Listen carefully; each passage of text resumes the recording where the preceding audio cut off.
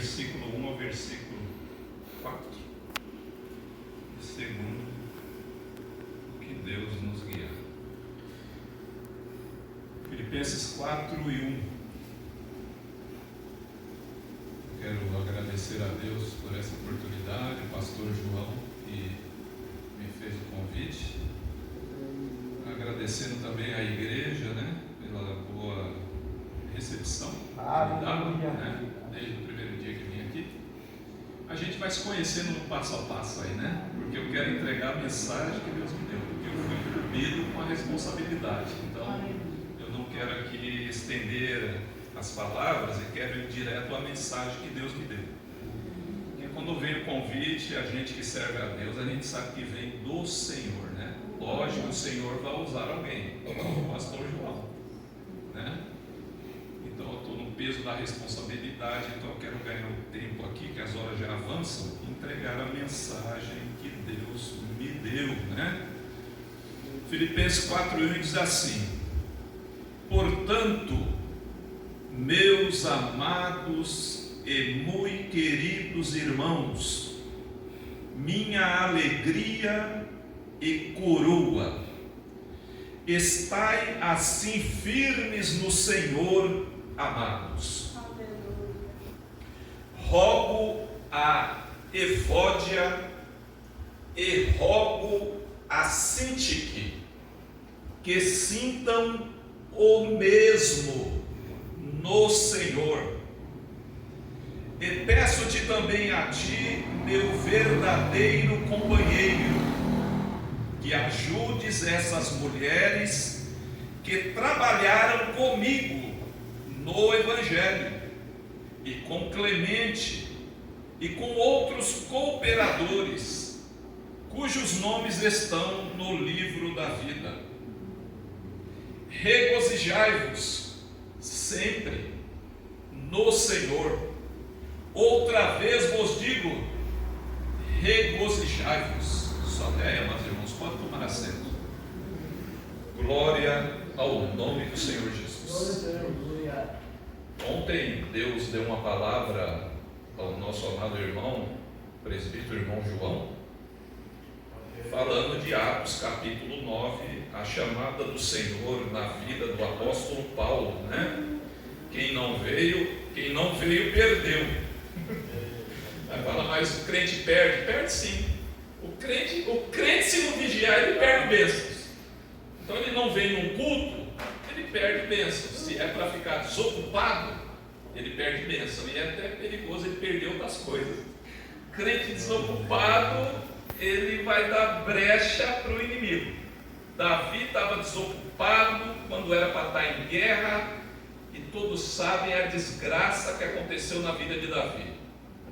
Foi quando ele caiu em adultério com Betseba. E a Bíblia diz que era para ele estar na guerra, mas ele resolveu ficar em sua casa, no palácio real. E ali começou o trabalho do bicho ruim na vida de Davi. No olhar, a mulher bonita, traiu a sua concupiscência carnal de homem, e se instigou, olhou a segunda, olhou a terceira e foi. Se ele tivesse ido para a guerra, aqueles 20 anos de tormento na vida de Davi não haveria acontecido. Então é muito importante a gente valorizar as oportunidades que Deus nos dá em relação a estar na sua casa, em relação a estar na sua obra, em relação a estar na presença do Senhor, fazendo alguma coisa, porque o crente, quando fica desocupado, é perigoso. Aí fica lá na rede, eu quero trabalhar com meu Senhor, deitado na rede, está tudo tranquilo, está tudo. Cuidado, é perigoso. Tem que estar ocupado com o reino. Jesus falou, buscar em primeiro lugar o reino de Deus e a sua justiça, e estas coisas não serão acrescentadas. Que coisas? As nossas necessidades. Aleluia! Não estou saindo do texto não fica deixado que a gente vai no texto aqui, a gente vai chegar no texto aqui, mas Deus vai nos dando palavra e eu entrego o que Deus me dá. Mas fique ligado aí em sintonia com o Senhor, que você vai entender a mensagem de Deus nessa noite. Porque Jesus falou que Ele não nos deixaria confundido. Jesus que prometeu em João capítulo 10, Ele falou: as minhas ovelhas ouvem a minha voz, as minhas ovelhas não seguem estranho. Quem tem comunhão com Jesus não vive em confusão, não vive em dúvida, não vive, não entendi. Quem tem comunhão com Jesus não, quem é ovelha de Jesus sabe quando Jesus fala, sabe quando o homem fala da carne, sabe quando é o diabo usando a boca também do homem. Quem tem comunhão com Jesus não é confundido. Isso é promessa do Senhor Jesus para nós. Mas se alguém está vivendo aí confundido, será que essa profecia é de Deus? É porque a vida espiritual não está boa. Porque crente que tem comunhão com Jesus sabe quando a profecia é o Senhor e quando é a carne do vaso. Quando é até o diabo usando, porque o diabo está usando muita gente aí, muita gente falando em língua estranha, e é demônio. E tem muito crente aí, será que é Deus? Eu estou em dúvida se essa palavra é de Deus. Como é que está a nossa vida na comunhão com o Senhor? Comunhão é vida de oração, é jejum, é santificação, é negar a nossa carne, é negar a nossa vaidade, que eu sou o cara, que eu sou o tal, que eu sou não sei o quê. E assim começou na vida desse homem aqui. Agora nós vamos começar a entrar na palavra. Lá estava Saulo, Atos capítulo 9, foi ele que falou aqui, Filipenses 4, para a igreja de Filipos. Um homem que tinha autonomia no falar. Por quê? Ele falava e todos viam o testemunho dele. A autoridade de Jesus, nosso amado mestre, amados irmãos, Mateus escrevendo o seu evangelho, ele descreveu no capítulo 7, no final do Sermão da Montanha, que todos admiravam a doutrina do Senhor Jesus, que não era como a doutrina dos fariseus. Oh, raça terrível é fariseu! Fariseu é símbolo de hipocrisia. Fariseu conhecia a lei, os fariseus conheciam a lei de Moisés, eles falavam toda a lei, mas eram hipócritas. E nós, como servos do Senhor, o diabo nos tenta e a gente pode se tornar um crente hipócrita. Sim ou não? Ou estaria o pregador falando aqui heresia? O diabo às vezes quer levar o crente para uma vida de hipocrisia. Deus me volta novamente a Davi. Davi pecou, ele era autoridade maior. Autoridade maior, com Deus a cobrança é maior. Por isso que Tiago, escrevendo em sua epístola, ele disse: não sejais mestres em vós mesmos, porque a cobrança é grande. O pregador prega, ele é espelho. O obreiro é obreiro na casa do Senhor, ele é espelho. A obreira é uma obreira na obra do Senhor, ela é espelho. Por isso que a cobrança é grande. A cobrança é grande. O juiz da igreja de Jesus é o mundo. O mundo está de olho na igreja de Jesus. Você é crente, você não pode não. E tem crente que fica bravo. Mas você não é crente, você está me corrigindo. Dá glória a Deus quando nós somos corrigidos, irmão. Quando Deus usa até o mundano para nos corrigir, o crente que tem temor a Deus, ele levanta as mãos para o Senhor e fala: obrigado, Senhor. Usasses um não crente para me corrigir. E o Senhor teve um dia que teve que usar a jumenta. Você lembra da história? Deus usou a jumenta para corrigir quem? O profeta lá, Balaão. Não era profeta de Deus, mas ele era profeta. E ele revelava um monte de coisa e não era de Deus não. E Deus usou a boca da jumenta para falar com o grande profeta. E hoje Jesus está usando muita jumenta por aí para falar com a gente, irmão. E não fica bravo não. Fica bravo não, que ainda é o amor de Deus. Você é crente, você não pode falar desse jeito. Você é crente, você não pode se comportar desse jeito. Você é crente, você não pode estar aqui. Aí os crentes ficam bravos, né? Quer brigar com a pessoa, mas você não é crente, quem é você para me corrigir? É Deus usando a pessoa, mesmo ela sendo lá do mundão, mesmo ela não conhecendo a Bíblia, mesmo ela não conhecendo a Deus, mesmo ela não conhecendo os mistérios de Deus, nós devemos dar glória a Deus. Davi pecou e Davi está lá no palácio, quietinho lá, porque ele era rei, ele mandava em tudo. Mas aí o Senhor, Deus elegeu profetas, irmãos, no nosso meio. E profeta sofre, viu, irmão? Ah, mas profeta acabou. Efésios capítulo 4, versículo 11. Leia em casa depois. E Deus elegeu o que? Pastores, doutores, mestres, profetas. Ah, mas acabou o ministério de profetas. Foi até João Batista. Sim, foi. Mas o que quer dizer Efésios 4 e 11? Que Deus continua usando gente com esse ministério de profeta.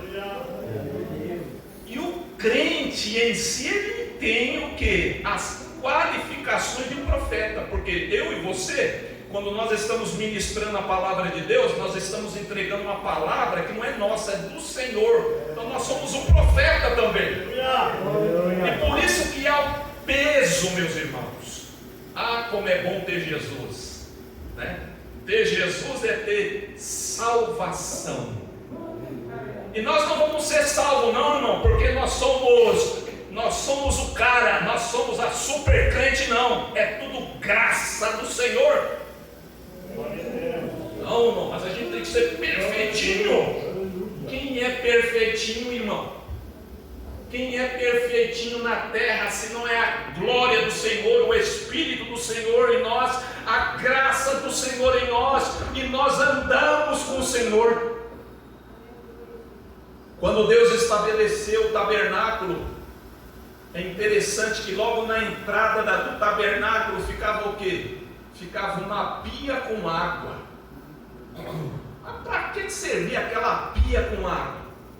Era a primeira coisa que o sacerdote tinha que fazer quando ele começava a entrar ali na casa do Senhor, era lavar as mãos e lavar os pés.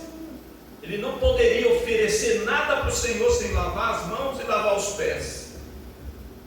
Aqui é a nossa pia, irmãos. A casa do Senhor é a nossa pia.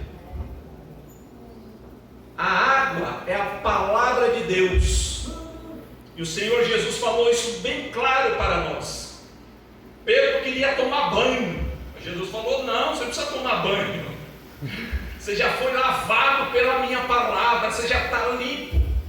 Mas só que nós estamos no mundo, nós saímos daqui, vamos para a nossa casa, nós vivemos o dia e vem as poeiras, irmão. Vem as poeiras do pecado. A gente vê coisa que não era para ver. Às vezes a nossa carne até quer dar uma olhadinha, né? Tem ninguém perto e a gente dá uma olhadinha mesmo. A gente fala o que não era para, a gente escuta o que não era para escutar, e às vezes a gente fica ali, né? Às vezes a gente quer ser curioso. E essas são as poeiras. Como a gente retira essa poeira? É na oração da comunhão com Jesus. Misericórdia, Senhor. Oh, Senhor, tem misericórdia. Aquele pensamento impuro que vem na minha mente. Oh, aquele pensamento de julgamento que eu tive com meu irmão. Ah, Senhor, aquela ira que eu senti uma ira. Assim, a comunhão com Jesus é que vai nos purificando todos os dias. Então nós estamos na casa do Senhor, dentro dessa bênção que o Senhor nos dá. Para quê? Por que nós congregamos? É para estarmos em comunhão e removendo as poeiras, irmãos. Ah, hoje eu não vou para a igreja, então fica em casa cheio de poeira. Ah, hoje eu não vou orar, então deixa a poeira acumular. E casa cheia de poeira, depois, se acumula a sujeira, quem é dona de casa sabe. Como dá trabalho, né, irmãos? Minha esposa, o Senhor recolheu. Hoje eu sou o homem, sou a mulher, eu faço a minha faxina. Poderia pagar alguém, mas eu não gosto. Eu gosto de eu cuidar da minha casa. Sou uma pessoa reservada, meu jeito de ser. Dá trabalho, irmão, ir para casa, viu? E eu estou morando numa casa grande. Eu sozinho, aquele casarão. O Senhor preparou, tudo é Deus. Mas dá trabalho. E logo aqui em Ivatuba, que poeira aqui é o que não falta, né? Porque aqui é cercado aqui, né? Plantação. Mas dá trabalho ir para casa. Será que a gente dá trabalho para o Senhor, irmãos? Como está a sua casa espiritual? Você está orando? Ou você está vivendo um crente super ansioso? Está aqui, ó, Filipenses 4:8, Paulo fala. 4:6, não estejais ansiosos por coisa alguma. Antes de viver ansiosos, preocupados, seja apresentada a Deus as vossas orações. É o apóstolo Paulo, um homem que tinha autonomia no falar, tinha peso, porque ele praticava, e todos viam nele o quê? A glória de Deus em Paulo. Na chamada de Paulo, no capítulo 9 de Atos, eu vou ler só o versículo.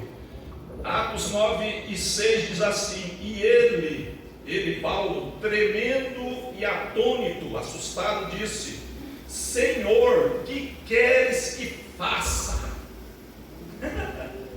Irmãos, Deus quebra o homem, Deus quebra a crente também, viu?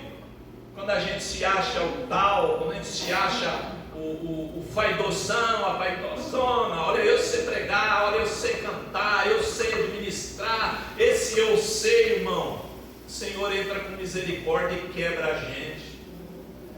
O Senhor deixa o bicho ruim dar uma aproximada da gente. Eu jamais faria isso. Ah lá, fulano lá fez aquilo. Isso nunca foi cristão. Ah é? O Senhor vai deixar o inimigo dar uma aproximada, e daqui a pouco você que condenou alguém, você vai estar lá pior do que aquele. Mas irmão, está na Bíblia isso? Não, Jesus falou que com as nossas palavras nós seremos julgados.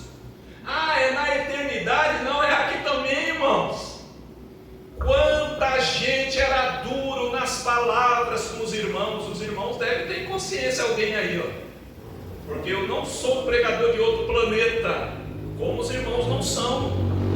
Quanta gente a gente conheceu que era duro, era o Pedro com a espada, assim, já metia a espada logo na cabeça para matar, porque Pedro pegou a espada, foi para dar na cabeça, mas só que pegou a orelha de Malco, né? O auxiliar do sumo sacerdote. E quantas vezes nós a mesma coisa? A gente detona as pessoas, né? E a gente não sabe, a gente não conhece o coração da pessoa, a pessoa errou, mas a gente não sabe. A gente não pode julgar ninguém.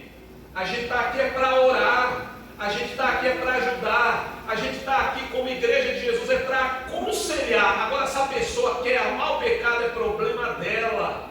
Nós temos que amar ela até o dia que ela parta. A gente fez o que Jesus mandou, amar. A gente tem que amar os fariseus. A gente tem que amar fariseu, gente hipócrita, mentiroso, religioso. Tudo está preso nas garras do diabo. A gente tem que orar por ele. A gente não tem que sacar a espada e matar ele, não. A gente não tem que brigar com essas pessoas, não. A gente só tem que discernir ela, vigiar com elas e pedir: Deus, tem misericórdia, liberta essa vida.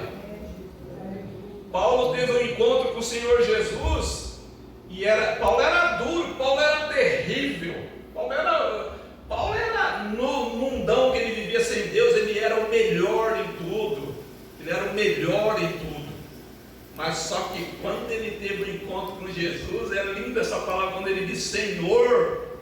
Um judeu chamar outra pessoa a não ser o Deus de Abraão de Senhor não existe, irmão. Eu trabalhei pela misericórdia de Deus 10 anos na segunda maior sinagoga em São Paulo, fruto de oração. Quando eu cheguei na igreja, eu comecei a ler o Antigo Testamento, e quando Jesus me chamou, meu negócio era ler Bíblia, irmão. Era ler Bíblia e ficar dentro de um quarto lendo Bíblia. E eu como judeu, e lia aqui em Israel, falei: Senhor, eu quero conhecer o teu povo. E se cumpriu, irmão. Passou uns 3, 4 anos, Deus me abriu uma porta de trabalho numa sinagoga judaica. Trabalhei 10 anos ali. Judeu não chama ninguém de Senhor. Ele não te chama de Senhor. Esse judeu, o Senhor é Deus. E eles ignoram a gente que somos cristãos de chamar alguém de Senhor. Fala, mas Senhor não é Deus? Como está chamando essa pessoa de Senhor? Eles têm algumas ignorâncias. Mas Paulo aqui agora, o durão, o valentão, Paulo não aceitava Jesus como sendo o Messias prometido na Torá, nos livros do Antigo Testamento. Ele falava, não, esse Jesus não é o Messias prometido que Israel está esperando. Ele é um pobretão. Isso daí é uma heresia, isso é uma seita. Ele não aceitava o nome de Jesus como Messias. Mas agora a gente vê aqui que o homem valentão, que perseguiu os crentes, cheio de ódio, cheio de justiça religiosa, agora ele fala Senhor, ele chama Jesus de Senhor. Isso aqui é o que, irmãos? Isso aqui é um arrependimento com mudança de vida. Ele fala Senhor. Mudou a vida de Paulo. É o que Deus espera de nós. Mas muitas das vezes o Senhor nos chama e a gente continua, sabe? Aquela vidinha religiosa que a gente vivia, de assembleiano. E, irmão, o que é que você está falando? Eu não estou entendendo. Às vezes nós somos assembleianos religiosos, irmão. É a maior igreja do mundo. Aí nós somos orgulhosos. A minha igreja é Assembleia de Deus. A minha igreja é isso, minha igreja tem aquilo, é a maior do mundo, é uma vaidade e tal. Deus está olhando isso não, irmão. Deus quer ver se a gente nasceu de novo. Paulo se entregou a Jesus. E aí nós vamos seguir em frente. Aqui no capítulo 13, a igreja estava reunida em Antioquia, capítulo 13 de Atos. E estava lá vários grandes servos de Deus reunidos. E diz a Bíblia que o Espírito Santo bradou numa reunião de jejum e oração. Irmão, para a gente andar com Jesus sem uma vida de oração, não é essa oração que a gente faz na igreja, que os nossos pastores, tem oração, amém, glória a Deus. Nós não dependemos só dessa oração na igreja, nós devemos participar sim, porque somos membros da nossa igreja local. Mas se a gente depender só da igreja local, se reunir os irmãos, será um Deus nos acuda, irmão. Nós temos que viver uma vida em oração. Paulo era esse homem. No próprio capítulo 9, nosso amado irmão João pregou aqui sábado. Paulo, esse encontro com Jesus, ele foi fazer o quê? A partir daquele momento que ele ouviu a voz de Jesus, ele já não comeu e nem bebeu nada, entrou em jejum, porque Paulo era rabino, Paulo conhecia a lei de Moisés, Paulo sabia o que era sacrificar carne. Quantos crentes hoje vivem dominados pela carne? Os olhos são o quê? Fontes de cobiça, de lascívia, de material. Não quer negar a carne, não quer jejuar. Vamos falar claro, não quer praticar o jejum, não quer, mas ele quer o lado da confraternização, que faz parte, né? Ele quer a festa, ele quer o churrasco, nós fazemos parte também, mas e o momento de consagrar? Muitos desses crentes não querem. Paulo não, Paulo viveu uma vida em consagração, em jejum, em oração, em vigília. A gente vê nas escrituras, a gente vai ver no testemunho desse homem. Por que Deus usou tanto Paulo? Porque tinha uma vida consagrada continuamente. A igreja no livro de Atos não abria mão da oração e do jejum. Os apóstolos, veio proposta para eles, eles falaram, olha, elege aí gente para ajudar na obra, nós aqui vamos ficar na palavra e na oração. Palavra, oração, consagração é a nossa vitamina. Crente que não quer orar, crente que não quer comunhão com as escrituras, crente que não quer, irmãos, escola bíblica, aprender. Para que eu vou lá para a escola bíblica? Eu vou ouvir lá aquele professor, eu vou ouvir lá aquela professora. O que é isso? Não preciso. Paulo teve um encontro com Jesus, ele ficou 2 anos na Arábia. Sabe quem era Paulo? Paulo era mestre, Paulo era um judeu, fariseu, ele era zeloso. Sabe o que é zeloso?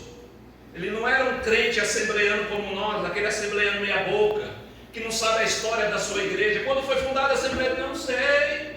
Qual o nome dos fundadores? Não sei. Que ano foi fundada a Assembleia de Deus? Não sei. Qual é o credo da Assembleia de Deus? Não sei. Mas você não congrega ali? É igual o funcionário da empresa. Qual o nome aqui do gerente? Não sei. Ele trabalha na empresa ali, não sabe de nada. E Paulo está dizendo aqui em Filipenses, meu tempo voou, não está voando meu tempo? Paulo está dizendo aqui em Filipenses, a respeito que havia divisão ali, duas mulheres na obra do Senhor. Deus usou a boca do pastor aqui, ó, Salmo 133. Eu já dei glória a Deus ali, Deus usou a boca do pastor, foi confirmação. Ó, quão bom e quão suave é que os irmãos vivem em união. E Deus, quando o pastor me convidou, veio essa palavra aqui, ó. O Senhor falou dentro de mim, ó. Rogo a Evódia e rogo a Sintique que sintam o mesmo no Senhor. Essas duas mulheres trabalharam na obra do Evangelho. O que quer dizer obra do Evangelho? Essas duas mulheres trabalharam com Paulo e com outros obreiros, o que? Falando de Jesus. Mulheres que pregaram o Evangelho junto com Paulo. Círculo da oração. Sempre escutei essa frase. Primeira igreja que eu congreguei 12 anos, eu vivia no meio dessas mulheres, era um jovem, 23 anos de idade, irmãos. Ia com prazer e com alegria para o ciclo da oração. Era lugar de fogo, era lugar de bênção. Ciclo da oração, eu ouvia essa frase, é a coluna da igreja. Eu ficava, não, mas não pode ser, tem que ter os obreiros também, tem que ser toda a igreja, porque é só elas que oram. Mas às vezes, não quero generalizar, às vezes é o ciclo da oração que está carregando o peso maior. Porque às vezes a gente não está querendo orar muito não. Daí as irmãs do ciclo da oração estão lá, está orando, está intercedendo. E tem muita gente que está de boa. Tem muito crente que está aí, né, está lá, um domingão como esse, ele está o quê? Está em outro, né? Está lá, a gente está em outro lugar. E o ciclo da oração está ali, fazendo visita, visitando aquelas irmãs que estão fracas, orando para o ciclano, orando pelo ministério. Ciclo de oração é a coluna da igreja. A oração é a chave da nossa vitória. Se nós relaxarmos na nossa vida de oração, não devemos reclamar nada para Jesus. A culpa é nossa, porque Paulo está dizendo que quando nós temos uma vida de oração, nós entregamos na mão de Deus as nossas preocupações. Ele diz: e a paz de Deus, que excede todo o entendimento, guardará os vossos corações e os vossos sentimentos em Cristo Jesus. A divisão dessas duas mulheres aqui, obreiras. Paulo enviou a carta. A carta naquela época, amados irmãos, ela era lida por aquela pessoa que trazia. A igreja estava reunida como aqui nós estamos. Então aquele emissário, aquela pessoa que Paulo mandou, ele lia a carta com todos juntos. Já imaginou? Aí está lá Evódia e Sintique, estava dividida, duas obreiras, duas mulheres exemplares que fizeram a obra. Mas agora deram brecha para o inimigo colocar ali sentimento de mágoa, de rancor.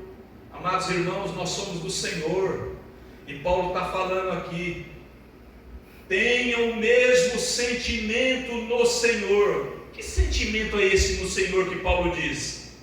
Filipenses capítulo 2, Paulo responde que Jesus, sendo Deus, Jesus não teve por usurpação ser igual a Deus. Nosso amado mestre, irmão, não foi, quando chegou nesse mundo, ele não foi cheio de razão. Ele não foi aquele mestre, né, cheio de razão. Eu sou o Senhor, eu sou o Senhor, lava o meu pé aí. Não, Jesus não veio agindo. Ele não teve por usurpação, ele não teve por poder o ser igual a Deus. Antes ele negou a si mesmo. Jesus negou a si mesmo, irmão. E a gente não quer negar. Eu e você, muitas das vezes a gente não quer negar. A gente não quer sofrer. A gente ouvimos muito aqui a respeito de rejeição hoje. pessoas que não querem dar um bom dia, pessoas que te desprezam na cara assim. Rejeição dói, desprezo dói, mas tudo isso Jesus passou para hoje a gente ser salvo, irmão. Então Paulo tem razão quando ele diz: alegra-te no Senhor. O nosso sofrimento, o desprezo que nós recebemos é motivo da gente se alegrar, meu irmão. Se alegrar, porque você é salvo. Você tem que olhar com misericórdia para essa pessoa que te despreza, essa pessoa que te maltrata. Você tem que olhar para ela e falar: tenha misericórdia dessa alma, Senhor.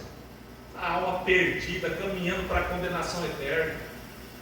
A gente tem que se alegrar em Jesus. A gente tem que ser grato a Jesus por tudo. Paulo era homem de Deus. Ele disse: dai graças em tudo. Irmão, Deus levou a minha esposa.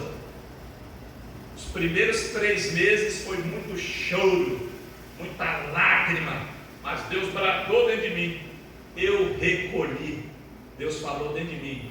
Foi a minha vontade. Sabe o que eu fiz? Glorifiquei o Senhor. Tomei a ciência. Na nossa vida a gente tem um momento de pranto. Ah, mas eu estou sofrendo tanto, mas eu sou dedicado a Ti, Senhor. É tanta luta, é tanta tribulação, é luta na minha casa, é luta daquilo, é luta daquilo. Nós temos